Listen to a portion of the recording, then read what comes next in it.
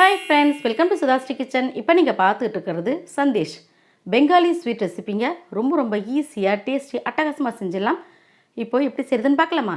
200 gram பன்னீர் எடுத்துருக்கேங்க நான். இப்போ இதை நம்ம சின்ன சின்ன ஸ்லைஸாக கட் பண்ணிக்கலாம். இப்போ இந்த மாதிரி குட்டி ஸ்லைஸாக கட் பண்ணி எடுத்துகிட்டு வந்துட்டு இதை நம்ம ஒரு மிக்ஸி ஜாருக்கு எல்லாத்துக்கும் மாற்றிடலாம். இந்த மாதிரி நசுக்கி விட்டு சேர்த்தோம்னா அரைக்கிறதுக்கு ஈஸியாக இருக்கும். நம்ம இது கூட எதுவுமே சேர்க்க போகிறதில்ல, வெறும் பன்னீரை மட்டும் தான் நம்ம அரைக்க போகிறோம். இப்போ எல்லாத்தையும் சேர்த்தாச்சு, நைஸாக அரைச்சி எடுத்துகிட்டு வந்துடலாங்க. இப்போ நைஸாக அரைச்சி எடுத்துகிட்டு வந்தாச்சு, நல்ல பேஸ்ட் மாதிரி வந்திருக்கு பாருங்கள். இப்போ இதை நம்ம வேறொரு பிளேட்டுக்கு மாற்றிக்கலாம்.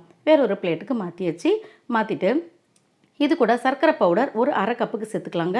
நம்ம சாப்பிட்டு பார்த்துட்டு கூட டேஸ்ட்டுக்கு தகுந்த மாதிரி சேர்த்துக்கலாம். கொஞ்சமாக எடுத்து வைக்கிறேன், கொஞ்சம் நேரம் கழிச்சு கூட சேர்த்துக்கலாம். பிசைஞ்சு பார்த்துட்டு ஏலக்காய் பொடி ஒரு அரை டீஸ்பூனுக்கு எல்லாத்தையும் சேர்த்துட்டு நம்ம கலந்து விட்டுக்கலாம். நம்ம இங்கே எல்லாத்தையும் கலந்து ரெடி பண்ணி வச்சுட்டு அதுக்கப்புறம் தான் நம்ம அடுப்பில் சேர்க்க போகிறோம். முதல்ல வைக்கக்கூடாது, வச்சோம்னா ரொம்ப செவந்துடும், கலர் நல்லா இருக்காது. அதனால் எல்லாத்தையும் நம்ம முதல்ல கலந்துட்டு அதுக்கப்புறம் தான் நம்ம அடுப்பில் வைக்க போகிறோம். இந்த மாதிரி எல்லாத்தையும் கலந்துட்டோங்க. நமக்கு ஸ்வீட் பத்தில் இதையும் சேர்த்துக்கிறேன். அரை கப்பு ரொம்ப கரெக்டாக இருக்குது. இப்போ எல்லாத்தையும் சேர்த்துட்டு நல்லா கலந்து விட்டுக்கலாங்க. இந்த மாதிரி நல்லா கலந்து விட்டுட்ட பிறகு நம்ம அடுப்பில் வைக்க ஆரம்பிக்கலாம். நல்லா கலந்தாச்சு. இப்போது ஸ்டவ்வில் ஒரு வாணலி வச்சுருக்கேன். இப்போ நம்ம இதில் சேர்த்துக்கலாங்க. இது எல்லாத்தையும் சேர்த்துட்டு இப்போ அடுப்பு ஆன் பண்ணிக்கலாம். ஆன் பண்ணியாச்சு. இப்போ எல்லாத்தையும் சேர்த்துட்டு தான் ஆன் பண்ணுறேன். இப்போ கை விடாமல் கலந்துக்கிட்டே இருக்கணும். இந்த மாதிரி கை விடாமல் கலந்துக்கிட்டே இருந்தால் தான் நமக்கு சந்தேஷ் ரெசிபி நல்லா கலரும் நல்லாயிருக்கும், டேஸ்ட்டும் நல்லாயிருக்கும், செவந்துராமல் இருக்கும்.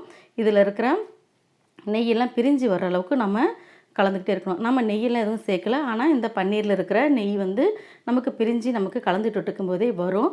முதல்ல நம்ம பன்னீர்லாம் செஞ்சுட்டு செய்வோம். இப்போ இன்ஸ்டண்ட்டாக நமக்கு பன்னீர் கிடைக்கிறதுனால இந்த பன்னீரை வச்சு நம்ம ஈஸியாக இன்ஸ்டண்ட்டாக செஞ்சிடலாம். கலந்து விட பார்த்தீங்கன்னா பால்கோவா எப்படி திரியாக வருது அந்த மாதிரி வரும். அந்த மாதிரி ஸ்ட்ரக்சராக வர்ற வரைக்கும் நம்ம இப்படி கலந்துக்கிட்டே இருக்கணும். ரொம்ப சூப்பராக அருமையாக ஒரு 10 நிமிஷத்தில் இந்த ஸ்வீட் ரெசிபி நம்ம செஞ்சிடலாங்க. இந்த மாதிரி நல்லா பேனில் ஒட்டாத அளவுக்கு வரும் பார்த்தீங்களா? இந்த மாதிரி வர்ற வரைக்கும் நம்ம செஞ்சுட்டு நம்ம அடுப்பை ஆஃப் பண்ணிவிட்டு டக்குன்னு நம்ம வேற ஒரு தட்டுக்கு மாற்றிடணும். வேற ஒரு தட்டுக்கு மாற்றிட்டு இந்த மாதிரி நம்ம கரண்டி வச்சு இந்த மாதிரி கலந்து விட்டுக்கிட்டே இருக்கணும். சூடு ஆறுற வரைக்கும், நம்ம கை பொறுக்கிற சூடு வர்ற வரைக்குமே இதை நம்ம இந்த மாதிரி செஞ்சுட்டே இருந்தோம்னா நமக்கு சூடு ஆற கொஞ்சம் கெட்டிப்படும்.